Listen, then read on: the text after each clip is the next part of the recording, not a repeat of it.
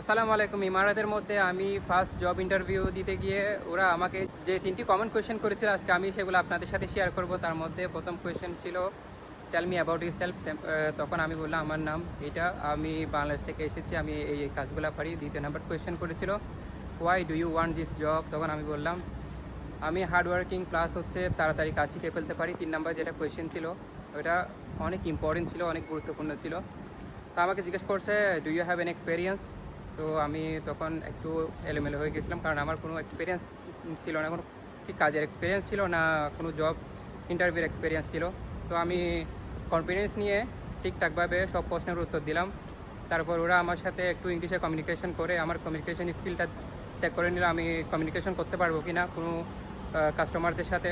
তো এখানে সত্যি কথা বলতে আপনার কনফিডেন্সটাই মেইন থিং। আপনি যদি কনফিডেন্স থাকে সব কিছু আপনার জন্য ইজি হয়ে যাবে। আর আপনি দুবাইতে যদি কোনো জব ইন্টারভিউ এক্সপিরিয়েন্স থাকে অবশ্যই আপনি কমেন্টে শেয়ার করে যাবেন। তো আপনার কমেন্ট থেকে অন্যরা আইডিয়া নিতে পারবে, শিখতে পারবে। সো দুবাই রিয়েল লাইফ নিয়ে এরকম আরও ভিডিও পেতে চাইলে আমরা এটাকে ফলো করতে পারেন। ধন্যবাদ সবাইকে।